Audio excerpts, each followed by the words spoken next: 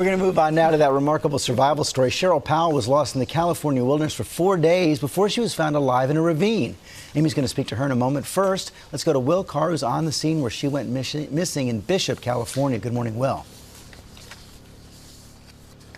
And good morning, George. What an amazing story. This is really dangerous, rough terrain. This morning, you can still see that missing persons poster right here with Sheryl Powell's name on it, but she is back with her family and grateful to be alive. You're looking at 4 bright smiles after 4 desperate days searching for a California mother lost in the mountains. We were there when Sheryl Powell's family got the good news. They found her? They said they found her alive. They found Sheryl alive? That moment can only be described as pure joy. This is a miracle. I can't imagine this. This is a miracle of miracles. Powell and her dog vanished from a remote campsite on Friday in California's eastern Sierras.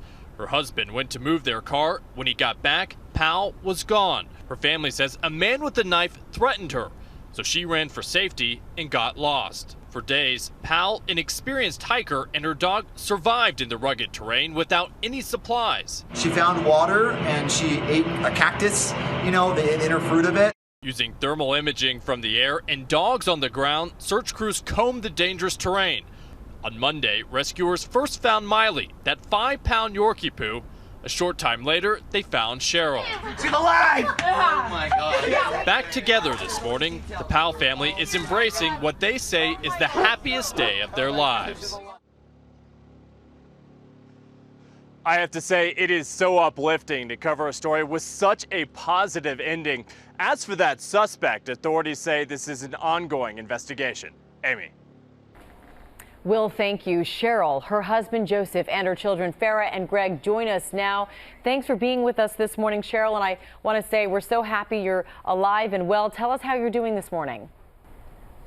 Doing really well. I'm just thankful to be alive and back with my family. I'm sure they are very thankful to have you there with them as well. Can you tell us what happened, Sheryl? Tell us, I know that you said you saw a man with a knife. You had taken a quick break with your dog. Tell us what happened.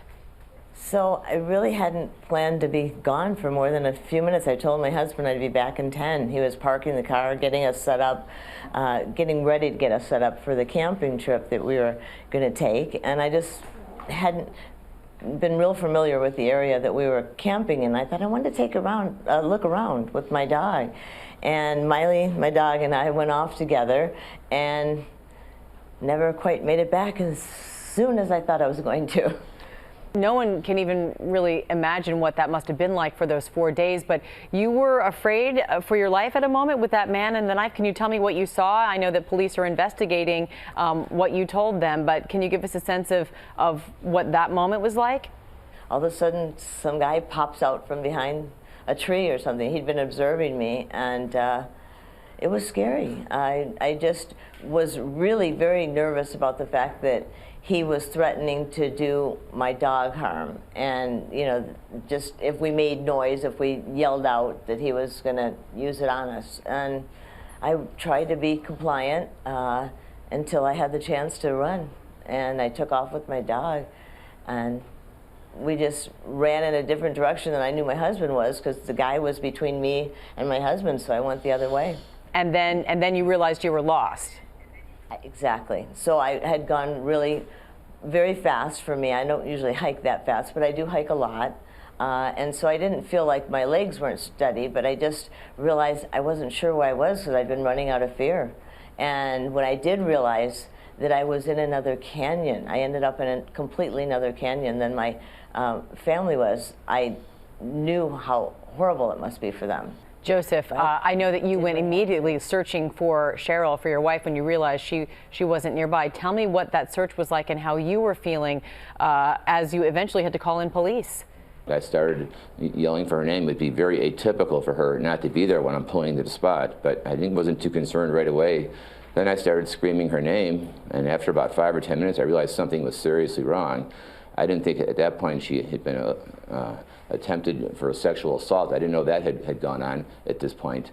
But I was thinking something must have happened. She just fell somewhere nearby. So I started crisscrossing the wilderness behind the camp area, making diagonals. I spent roughly about 45 minutes thoroughly searching in that time where she could have disappeared to in that short time. Finally, after about 45 minutes, I realized I was in complete panic, and I knew I had to essentially summon emergency services. So it was absolutely terrifying. There's no ways to describe. Just to drop your wife off, 5 minutes later go back and she's gone, completely gone. And there's no words to describe the horror I went through looking for her for those 45 minutes. And then that turned into 4 days. And I want to ask your children, Sheryl, because I know that they were worried about their mom the entire time. And Farrah, I know that your mom is an experienced hiker and you knew that she was a tough woman, I'm sure. But how concerned were you about her safety?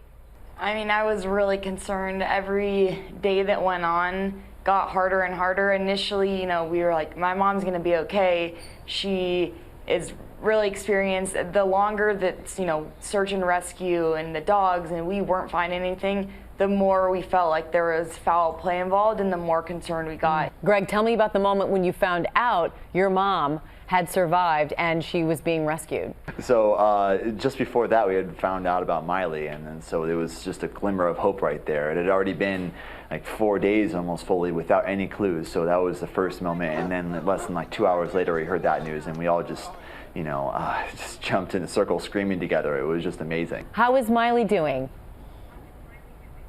She's doing great. I mean, she really helped keep me going. You know, I had a purpose. I had someone else to care for, somebody who needed me, and so my focus left me. It was to take care of her and to get back to them.